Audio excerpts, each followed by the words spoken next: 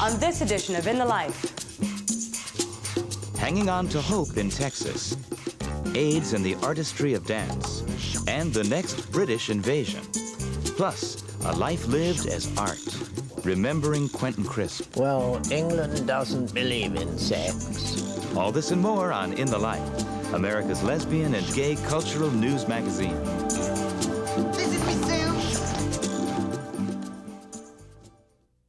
In the Life is funded in part by the H. Van Ameringen Foundation. Additional support provided by Michael A. Lepin, Jeffrey B. Soref, William J. Resnick, the Lily Auchincloss Foundation, the Gill Foundation, the Rainbow Endowment, the Snowden Foundation, the New York Community Trust, the Mitchell Gold Company, in the hopes of eliminating all types of fear and prejudice.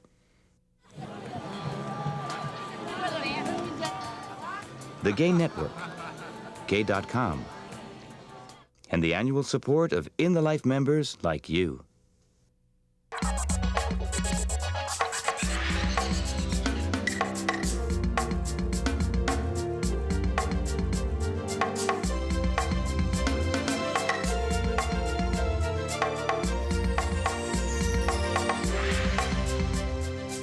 Welcome to In the Life, the cultural news magazine that brings you stories reflecting the richness and reality of gay and lesbian life.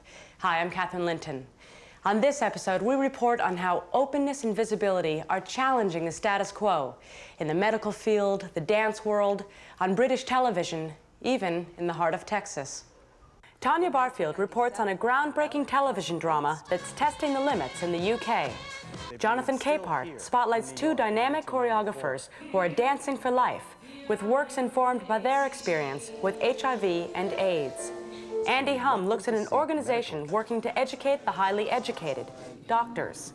And we remember a man whose life spanned most of the last century, Quentin Crisp.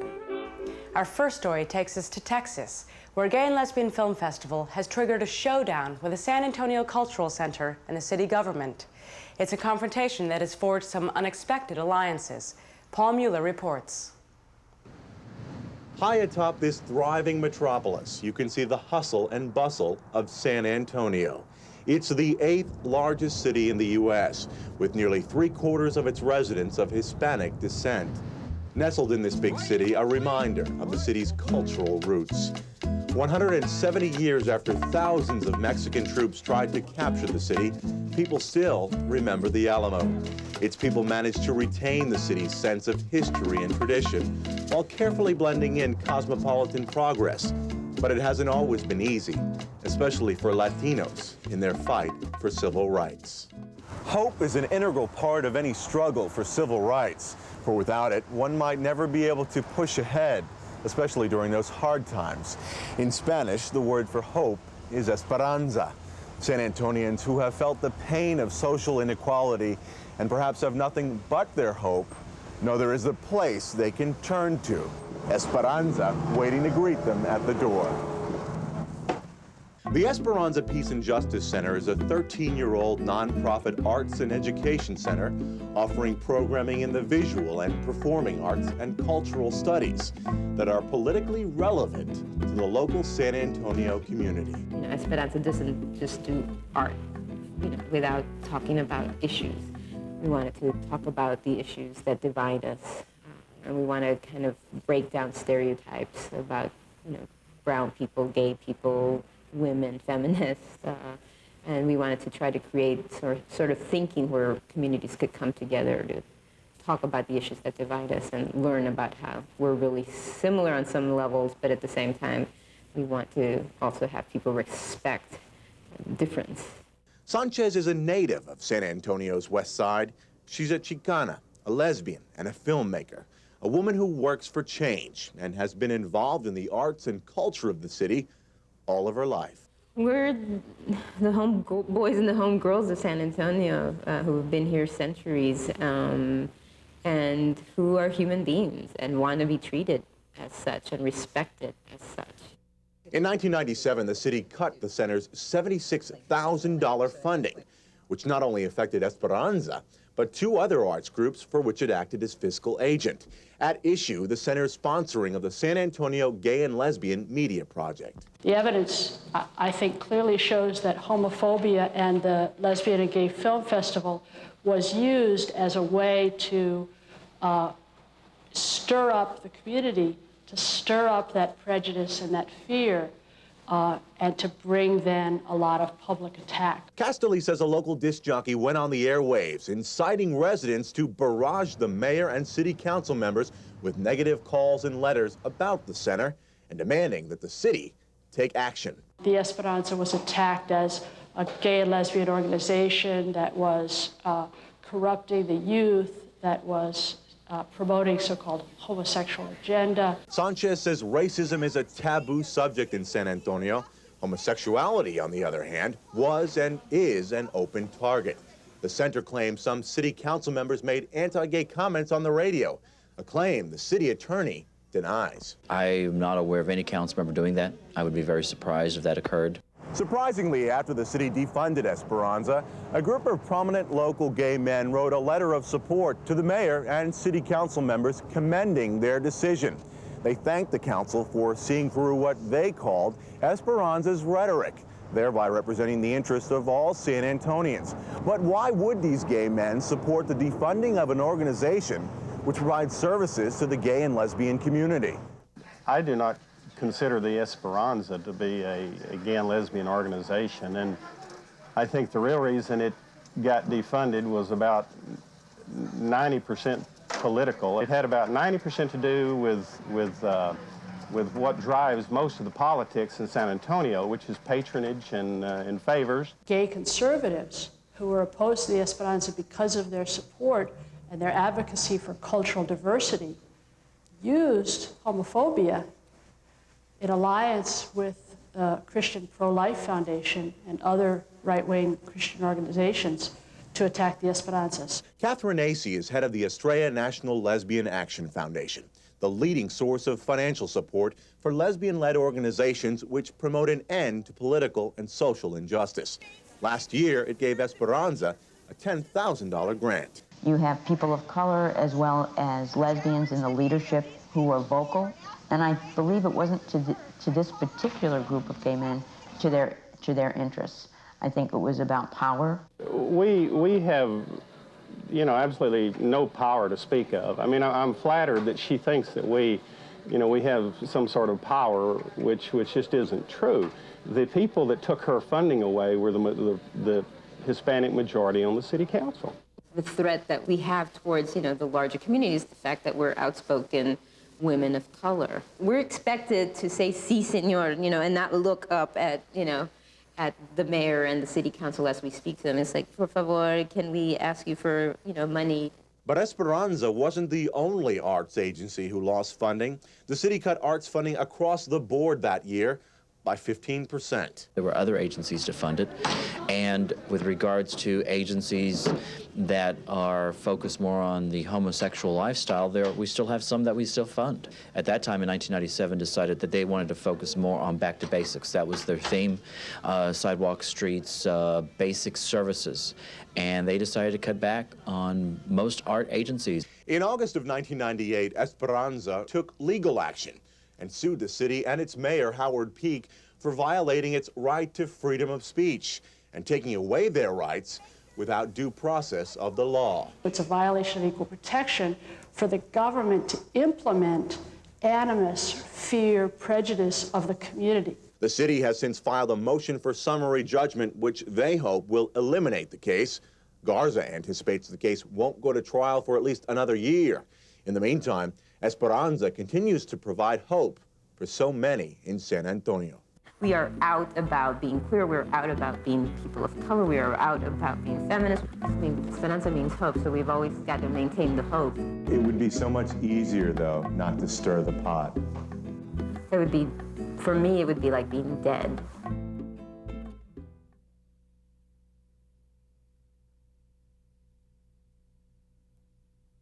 As one of the NEA4, I've experienced censorship firsthand. Cuts in arts funding have had a chilling effect on many diverse artistic voices in our country. The National Coalition Against Censorship is an alliance of over 40 national nonprofit organizations, united by the conviction that freedom of thought, inquiry, and expression must be defended. To find the link, visit In the Life's website at inthelifetv.org. I'm Tim Miller, and you're watching In the Life.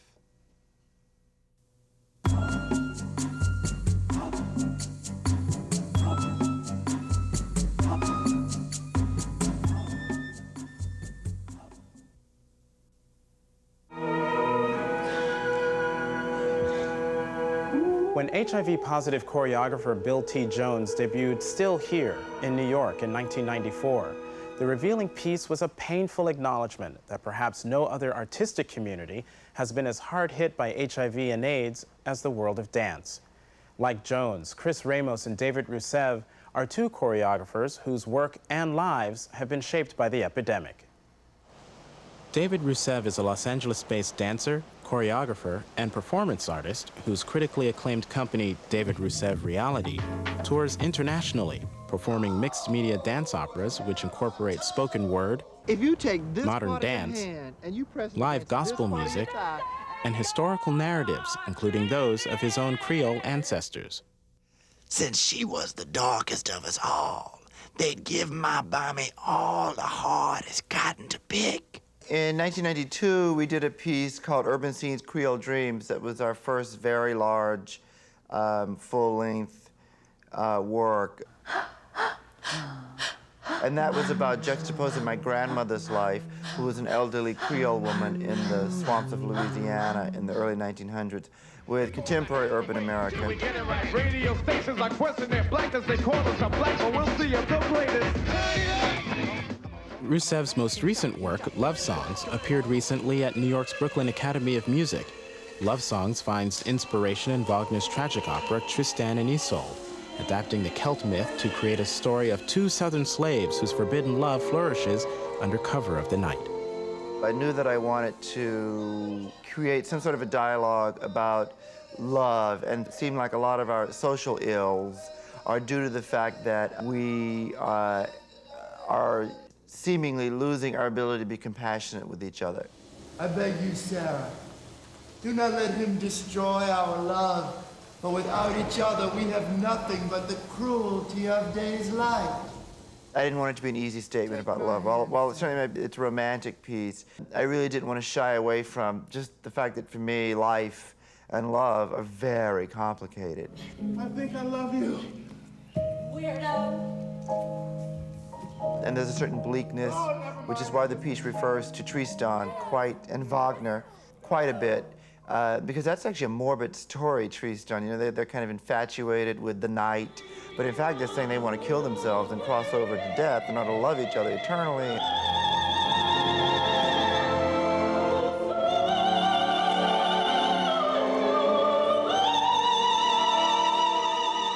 Dance historians argue that the legacy of AIDS has been preserved in a great deal of today's choreography.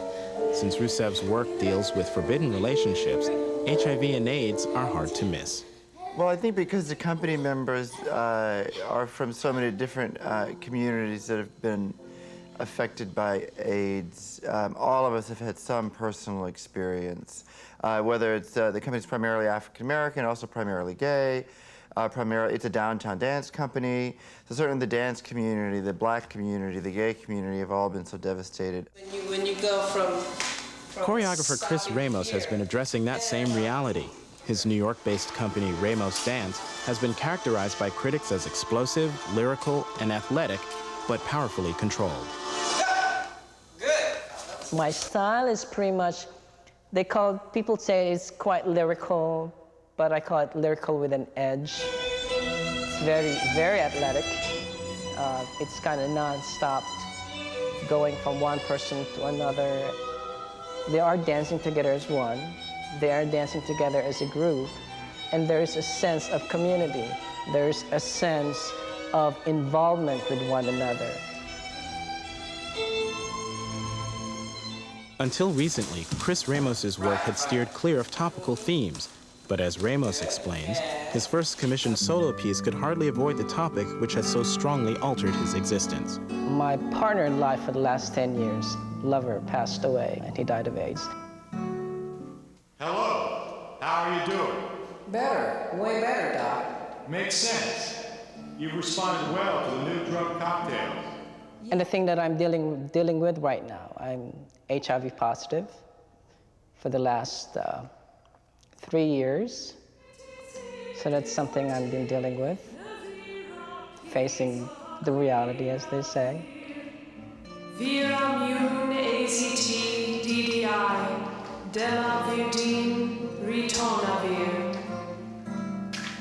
There's a gesture with the gun. It's the same thing with touching with the crotch, because your crotch is an HIV positive. That's a lethal weapon.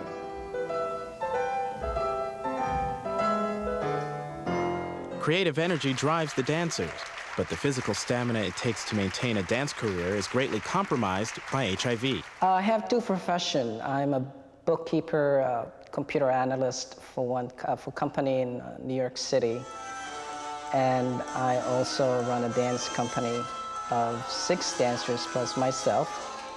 To qualify for health insurance, most dancers must work full-time jobs, but their medication regime can prove devastating to their art.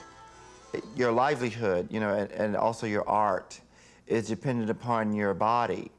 A painter has a canvas, but a dancer has his body. That's our tool.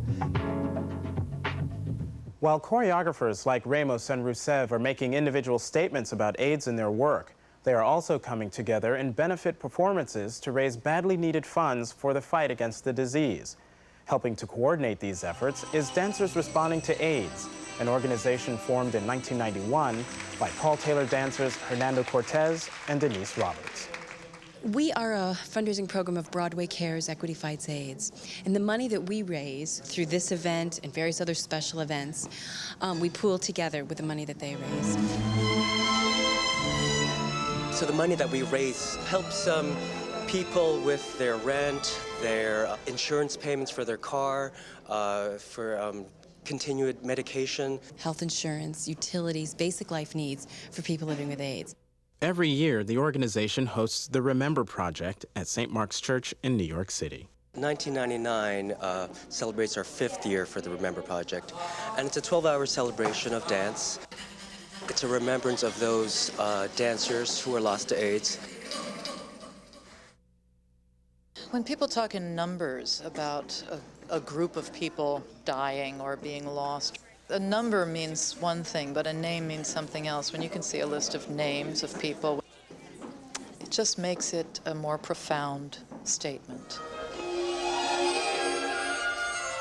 I think one of the powers of choreography and of movement is to really transcend our difference and to speak about what we all have in common, to really speak on a universal level. That dance and its ability to do just that becomes more and more important.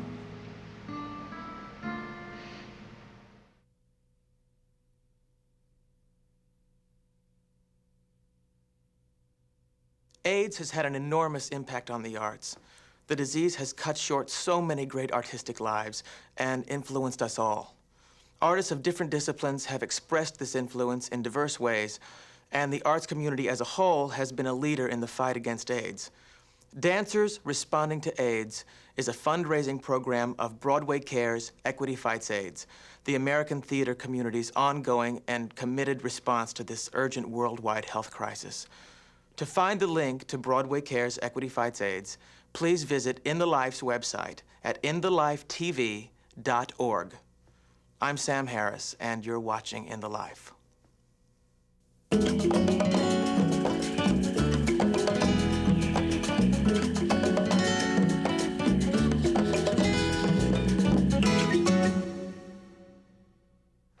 Some gay men and lesbians are reluctant to seek medical care, fearing rejection or mistreatment if they're open with their doctors about their sexual orientation. Gay and lesbian physicians face similar fears about being out in their profession. For almost 2 decades now, the Gay and Lesbian Medical Association has been trying to remedy the situation, working on 2 fronts: to educate the medical community about the needs of both gay doctors and patience. Founded in 1981, the Gay and Lesbian Medical Association, or GLMA, is a national membership organization of 2,000 lesbian, gay, bisexual, and transgendered physicians. GLMA works to combat anti-gay prejudice in the medical profession and in the rest of society. It plays a critical role in bridging medicine and the LGBT movement. The Gay and Lesbian Medical Association has two major goals. One is we advocate for the health of gay and lesbian patients, and two is we advocate for the safety of the careers of the gay and lesbian physician. Since I've been on the board of directors of the Gay and Lesbian Medical Association, there have been so many instances where people can't be themselves in their professional work that, you know, that's why we need to exist. What we're most proud of is our work networking with other medical specialty organizations, doing education with our government officials, and educating our fellow physicians about the healthcare needs of LGBT people. Close personal contact is our most common. To support LGBT physicians, GLMA offers accredited workshops and panels for further medical education. At its yearly conference, GLMA offers everything from the latest research on hepatitis to studies on the use of medical marijuana by people with AIDS. Good morning, GLMA. The Physician Referral Program gives callers a list of gay-friendly doctors in their area. Are you sexual with men or women or both or neither? Men. What we do is when patients who are looking for a gay or lesbian-friendly doctor can email the office and get back the names of primary care physicians in their area who are gay and lesbian-friendly. Currently, GLMA receives 70 calls each week from people looking for gay-friendly doctors. It's a much-needed service, but GLMA members lament that there aren't enough such physicians to meet demand. Right now, there are huge areas of the nation where we just can't give people the name of a gay-friendly doc. I would say that, you know, if there are people out there who are not members of GLAMA at this point, we need them. We need their help. Our strength is in our numbers. A major initiative for GLMA was the launch of the Lesbian Health Fund. We started the Lesbian Health Fund in, like 1992 because we weren't seeing the L word in any of the mainstream medical literature. Since the Lesbian Health Fund has started, we've raised now over $200,000 that we've given in grants for a variety of different research projects. We've now funded approximately 30 different research proposals, and of those, 15 have already been published in peer-reviewed journals.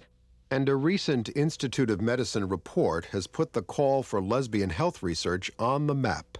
The Institute of Medicine report is just such an exciting document because it's the very first time that a governmental agency has said that it's important to know about lesbian health, that it's important to ask the questions, and that it may really influence the health of the population that you're studying.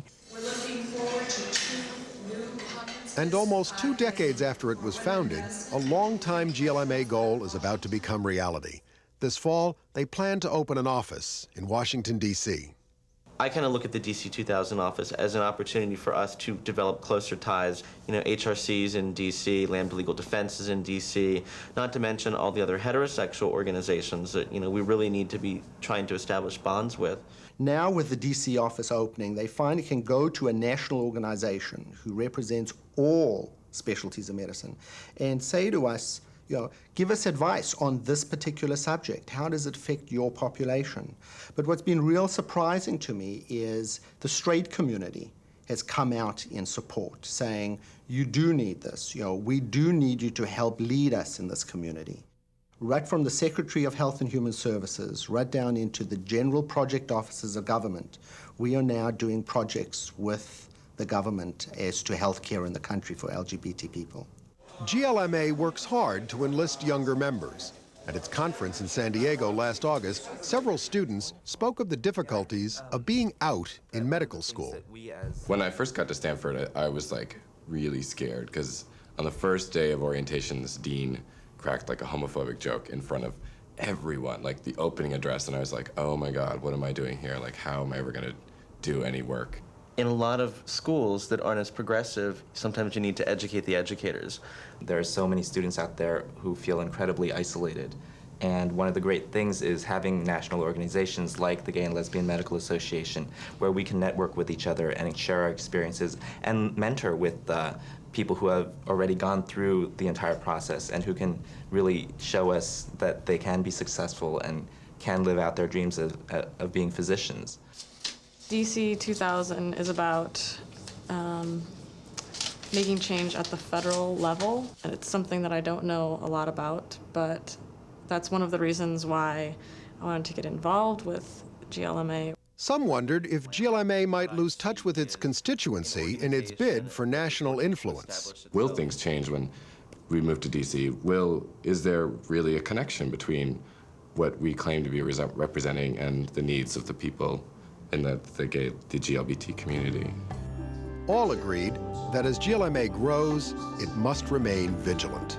We also need to start in the medical schools, letting medical students know that we're here. We want to be role models. We want to serve them. We need to be out. We just need to be the role models for the next generation. Hi, I'm Charlie Hunnam from Queer as Folk, playing the character Nathan. I'm on the set in sunny Manchester, the gay capital of the world, and you're watching In the Life.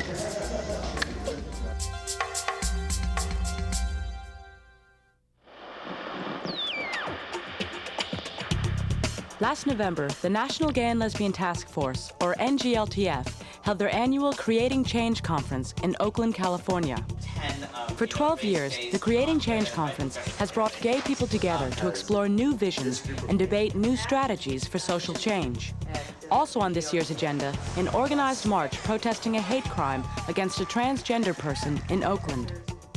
Since its founding in 1973, NGLTF has worked to eliminate prejudice, violence, and injustice against gay, lesbian, bisexual, and transgendered people.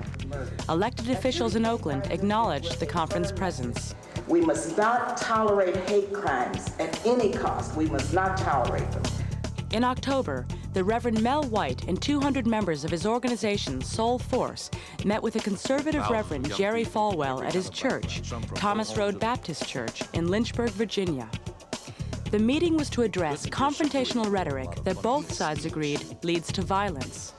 Anything that leads to anger, to fear, to violent acts is hate speech. Reverend Mel White made it clear how real the problem is. The fact is, we've got to get over the caricatures. We've got to get over these demeaning, dehumanizing kinds of fundraising letters that shoot out at each other from both sides. Reverend Falwell agreed that we need to build a bridge. I failed to build the same bridge to the gay and lesbian community that I've built to those in every other. By the end of the meeting, both sides hoped a foundation for further dialogue had been built. In November, SAGE, or Senior Action in a Gay Environment, held its 4th annual Lifetime Achievement Award celebration in New York. SAGE is dedicated to celebrating, supporting, and advocating for senior lesbians and gay men. This year, SAGE celebrated the life of artist Paul Cadmus, whose 1934 painting, The Fleet's Inn, was as provocative and controversial as Robert Mapplethorpe's photos were in our time. Honored as well was feminist theologian and author Virginia Ramey Mollenkott, pioneer male impersonator and activist Stormé de Larveray, and Tony Award-winning composer Jerry Herman, whose Broadway musicals La Cage aux Folles, Hello Dolly, and Mame are some of the most celebrated American musicals of all time. Still to come on In the Life. People will say, well, I majored in fame, actually. A tribute to author, actor, and iconoclast, Quentin Crisp. Also from the In the Life archives, being deaf and outspoken. But first, Tanya Barfield reports on a groundbreaking British television series that could change what you see in your living room. That's better. Listen, I want a drink. Over the past several decades, Americans have engaged in a heated debate about what images of gay and lesbian life should appear on television. In 1997, Ellen caused a great stir with her coming out splash. I'm gay. And in recent years, more and more programs have added gay characters to their storylines. But take a look at what's been happening in Britain, just across the Atlantic.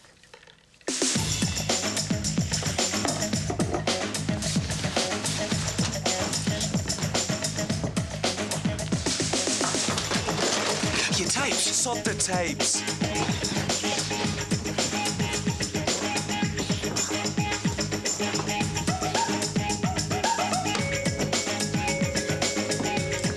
In just the past seconds, you've already watched something more explicit and more gay than anything ever broadcast in the U.S. And there's more where that came from. Much more than we're allowed to show here. Those were scenes from Queer as Folk, a groundbreaking British series centered on the lives of 3 gay men living in Manchester, England. Queer as Folk aired last year on Britain's Channel 4, a broadcast network with a mandate to produce programs serving diverse audiences. Channel 4 has courted controversy for the past 2 decades, and Queer as Folk, perhaps their boldest offering to date, has generated a mountain of both criticism and praise. It shocked the British public as much as it attracted them, and by the end of its run, it was drawing 3.5 million viewers. Now, by popular demand, a sequel to Queer as Folk is in the works, and In the Life traveled to England to spend 2 days on the set with the cast and crew. We asked them about the phenomenon they created. The whole series came about because I've been writing television for years, soap operas and dramas, always putting in gay subplots, because I'm a gay man, and so I'm interested in that. And it was just Channel 4 bringing out the obvious, actually, saying, you're gay, you write about gay stuff, you should put it center stage and make a whole series about it. When I was reading the scripts, I couldn't believe what I was reading. I thought there's no way, particularly the sex, obviously.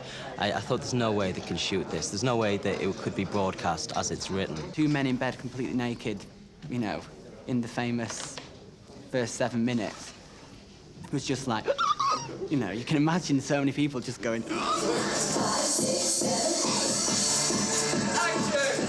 On the level that it was so different, I thought that it would cause a huge stir, but I also thought it might never get shown, even while we were making it. A lot of people spent a lot of time saying, how on earth did you get that on screen? Have I learned anything about gay men? Cameras everywhere, leave me alone. People have praised us for being brave, but no, I thought it was some of the best writing that I'd read in a number of years. Have you ever seen anything like this? When I first read it, it was so assured, you know what I mean? It had been written in such an assured way that I knew that whoever, you know, wrote it knew exactly what they were writing about, talking about. There was no kind of doubts about anything. It was serious, it was real, it was good, it was exciting, and I wanted to be in it. And the British public wanted to see it. In Queer as Folk, Stuart and Vince have known each other since the age of 14. King of the world! I'm always Kate Winslet. King of the world! They spend their days living for their nights, out in the vibrant gay club scene of Canal Street in Manchester. Stuart is able to snare any man he sets his sights on, and he does this often, while Vince has much less success in this arena. Oh, my God. The series begins when young Nathan ventures out to Canal in search of love and experience. He finds it in Stuart, who is nearly twice his age. Got somewhere to go? No. When I come back to mine. Things are never again the same for the trio. Mix in Vince's mother, Hazel, who enjoys the gay club scene as much as her son, the wildly flamboyant Alexander. Look, this is me suit. £100 bargain. And a lesbian couple who choose Stuart to be the sperm donor father for their child. Oh, my God. Well, all the debates that happened around it were sort of the ones that we expected, which were the tabloid press sort of up in arms saying we should all be burnt at the stake, what a surprise. And what did surprise some of the straight people on the production team was gay politicians and gay spokespeople reacting equally militantly and saying they should be taken off air because it shows gay men having sex. Now, gosh, what shocking news that was. But some gay men took issue with Queer as Folk and its portrayal of them in the fast lane of drugs, alcohol, and promiscuous sex. Oh, nice. Especially controversial was the plotline of a sexual relationship between Stuart, a 29-year-old man, and Nathan, a 15-year-old high school student. Obviously, there's issues about the age of consent because, you know, 15-year-old boys, you know, straight or gay, can't have sex, you know, at 15. I mean, it's illegal. I'll have to go anyway. I've got college. College? Or school?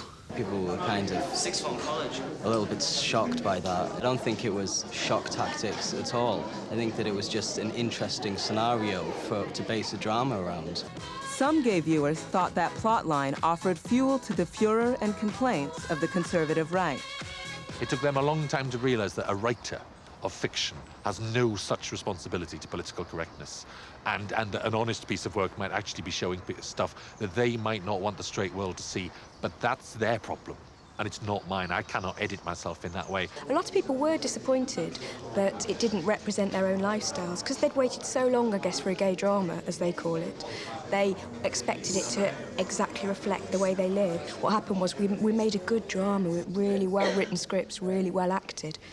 And if it hadn't have been that, then just because it was gay sex, it wouldn't have got that much attention, I believe. Russell wasn't weighed down with, oh, should I represent this? Should I represent that? Should I make gay men look this? Should I?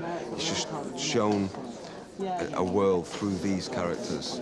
And so that's why it's taken off, I think, because, you know, it's sexy. It's just got its own life. It was about relationships and sex, basically, which is what life's about. And then, actually, once transmission finished, that's when the amazing things started happening. Like, the video went to #1.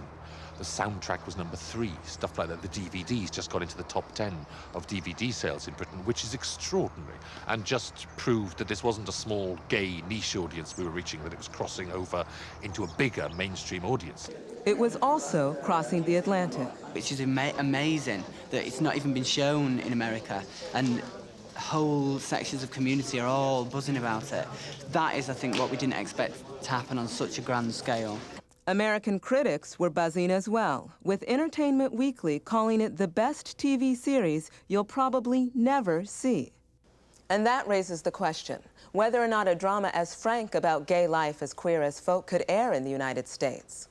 We may soon find out. The other thing that is happening is in development at the moment is a pilot for a series, an American series, which is being put together by Joel Schumacher. I would imagine it's going to get very diverse reactions. I'm sure that people who are against gays and lesbians to begin with will find a lot to rant and rave. I think we'll see the late-night talk shows filled with them ranting and raving, which I think will be a lot of fun. I enjoy the circus. Joel Schumacher has been directing in Hollywood for decades. His work includes the recent Batman films, St. Elmo's Fire, The Lost Boys, and his latest, Flawless. Very rarely do you see anything where people are allowed to just be. They're part of a community, and they're just living symbiotically. You know, that one character works in a supermarket, and, you know, one person's in high school, and they're ordinary, extraordinary people. They're not bigger than life. They're life.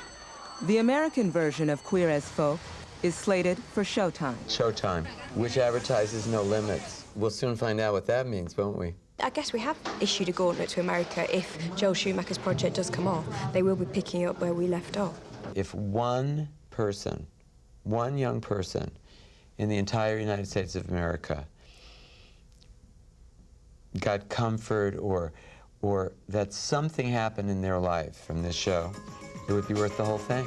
In the meantime, gays in Britain, and indeed around the world, anxiously await the sequel to Queer as Folk.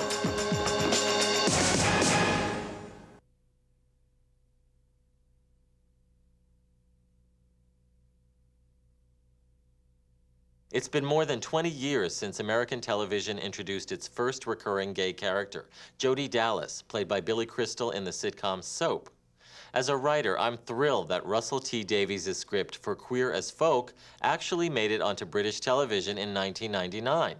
Despite the fact that there are now numerous recurring gay and lesbian characters in primetime on both sides of the Atlantic, there is still a reluctance to depict realistic gay and lesbian relationships.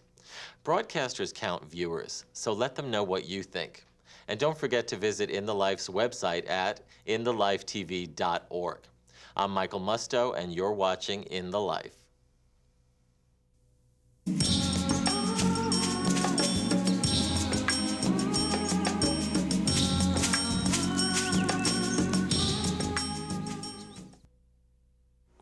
This episode is a very important one for us at In the Life, because it's the first that's closed captioned for our deaf and hearing impaired audience. Many people have written us because, regrettably, they couldn't enjoy our series. So we are very happy to finally be able to reach all of our viewers. To mark this occasion, we bring you this story from the In the Life archives that takes us inside the world of gay men and lesbians who are deaf.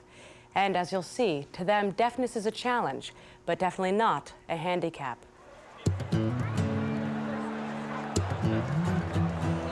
Deaf lesbians and gay men were a visible part of the 1993 March on Washington, exhibiting pride in their identity and culture.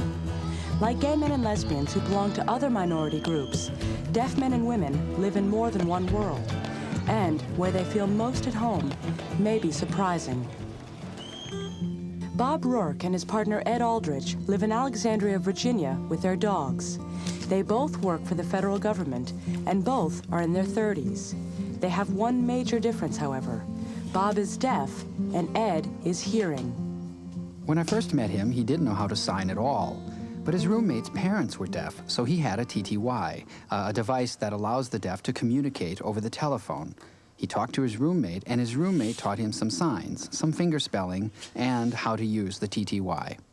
I think the first thing was I saw that he was very patient with people that were trying to communicate. So I figured, I could make an effort, and, I didn't have to be perfect.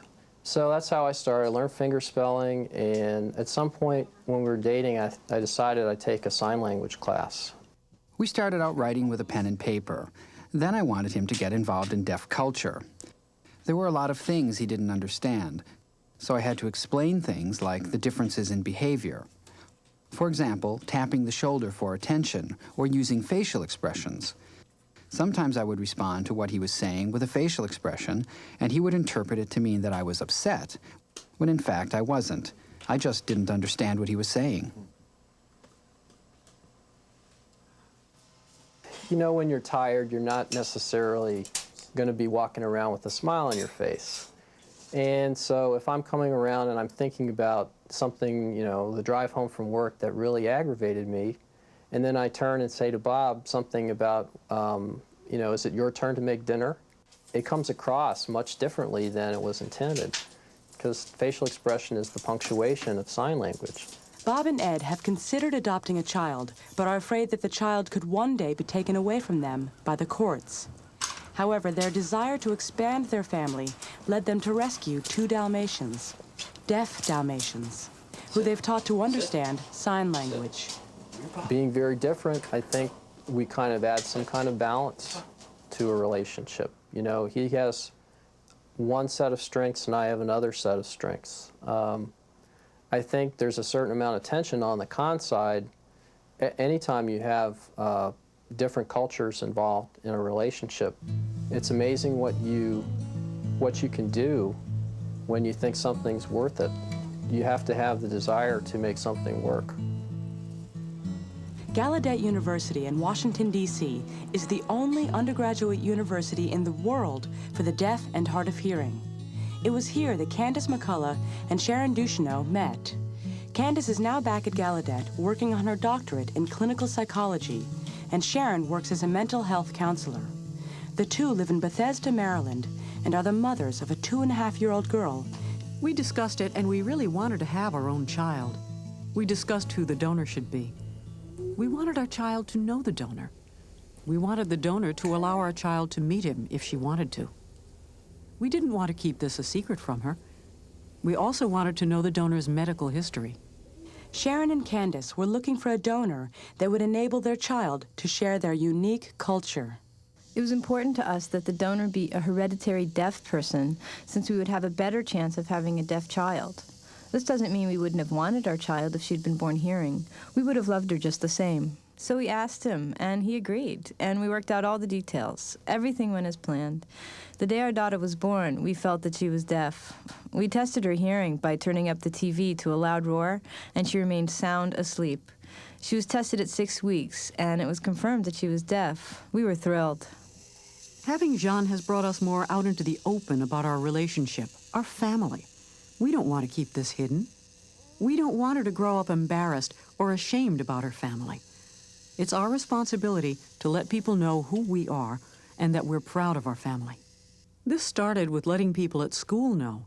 We're lucky that all the parents were supportive and accepting of us. One of the teachers even wrote a supporting letter for us when one of us went through the adoption process. That was very nice, and we feel very accepted by the school and by the other parents. It was important for Candace and Sharon that their daughter was born at home, surrounded by a support system of other women. Women like Jan DeLapp, Jean's godmother, who lives with them and takes care of Jean while her mothers are at work. Some people ask me what I'll do if kids tease her about having lesbian moms. I know that may happen because kids can be cruel at times and they tease other kids about many things, like wearing glasses or having divorced parents. So I'm not worried about the teasing. I expect it will happen. But our job is to teach her how to deal with it in the right way. I think Jean will develop a gift of sensitivity to others because of being different. She'll be a good person, I hope.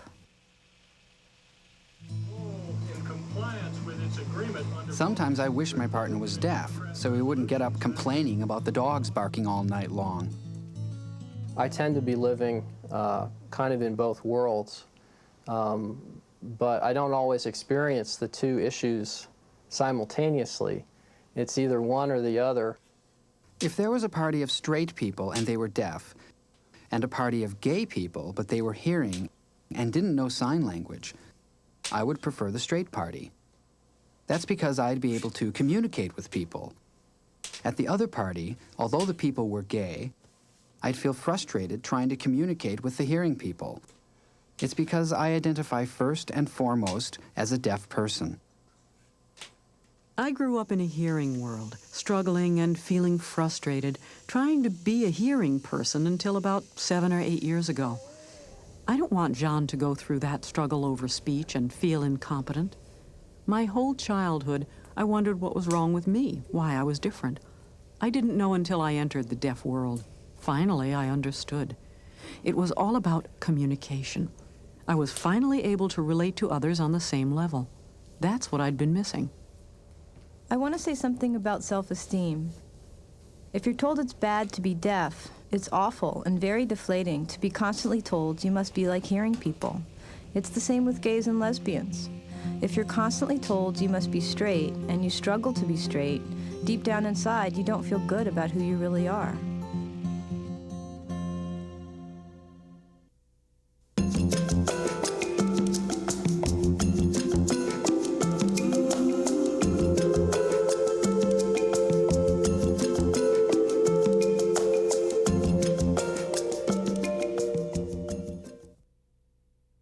We end this episode with a tribute to a man who over the years became a friend to us here at In the Life, Quentin Crisp. He was an author and actor who lived a life that could be called performance art. Certainly his wit and unique opinions made him a true original. In New York, you just do fame. It's a career in itself. He was a living legend. He was a great observer of the human comedy. He understood more about human motive than I think anyone I've ever met in my life. Whatever pain that he suffered through his life, he always fought back with wit and humor. I describe myself in America as an elderly foreign person of ambiguous gender. Quentin's early life in England as a sort of pansy at a time when that wasn't very popular was much more trouble than the life he later led as a celebrity in America. My parents knew I was different. How could they help it? I was wandering around the house in clothes I'd found in an attic belonging to my mother or my grandmother, saying, "Today I am a beautiful princess." Quentin couldn't hide. That was Quentin's great tragedy, because he never thought he was brave. He said, I had no choice. He said, every closet door that I pounded on, they said, not in here. The Naked Civil Servant had been a big hit on television. I'm not a woman. I don't want to be a woman. I happen to be a fully formed male person who happens to be attracted to other men, that's all. At a time when most people were retiring, he, without knowing anyone in America, basically moved here. He loved and thrived on the idea of being before the public, interacting with them, putting on a show, being creative. He put out numerous books, was constantly performing, and loved the idea of being in demand as a celebrity with something to say. What would you like to be remembered for? Now that's a question which I think is asked by people who think they will lean down from a cloud and count the people at their funeral. I've got news for them. They'll be dead. I found some of his politics to be not only pre-Stonewall, but in a way kind of pre-Stonehenge. He never needed an apologist. He said exactly what he thought about everything. You neither confirm nor deny. If someone says, "Are you gay?" you have to say yes. If they don't ask, don't mention it. Real people don't walk into a room and say, "I'm straight," or I'm heterosexual. They say nothing. Why do homosexuals think they have to make a statement? He didn't try to be funny. He didn't try to be smart. He tried to be true to himself and to his own vision. I couldn't live within the barriers set for me, so I didn't really defy them because I didn't really know they existed when I was a child. In his writings, that's where you find his legacy. I think they were brilliant. I think they go across the board, whether you're gay or straight. They're not just for gay people. They're universal.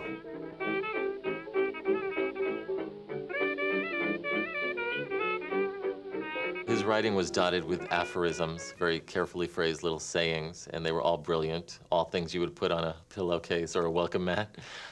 You know, like, don't keep up with the Joneses, just drag them down to your level. All of his books have the same pleasure that the pleasure of sitting down with him had, which is that this abundance of observation and humor.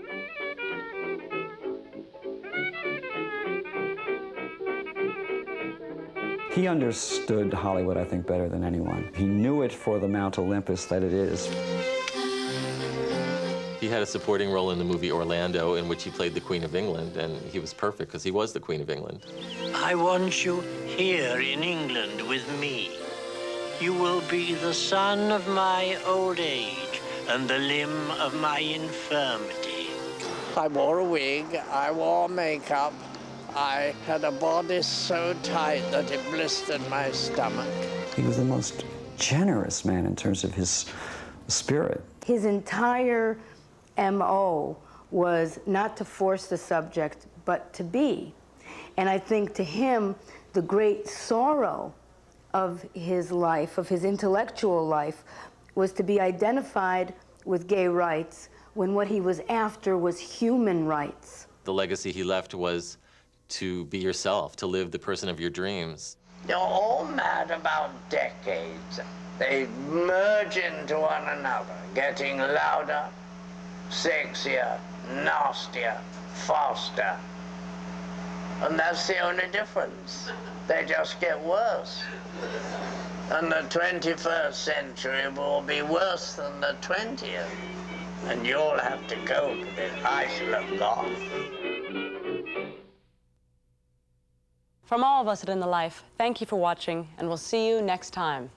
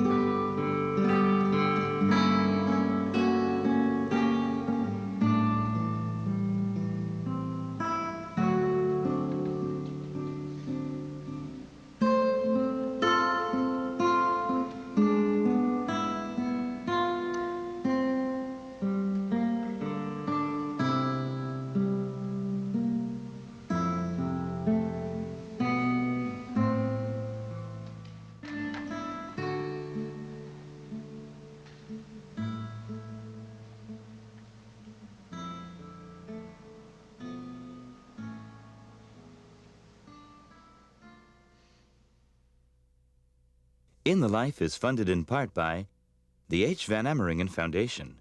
Additional support provided by Michael A. Lepin, Jeffrey B. Soref, William J. Resnick, the Lily Auchincloss Foundation, the Gill Foundation, the Rainbow Endowment, the Snowden Foundation, the New York Community Trust, the Mitchell Gold Company, in the hopes of eliminating all types of fear and prejudice.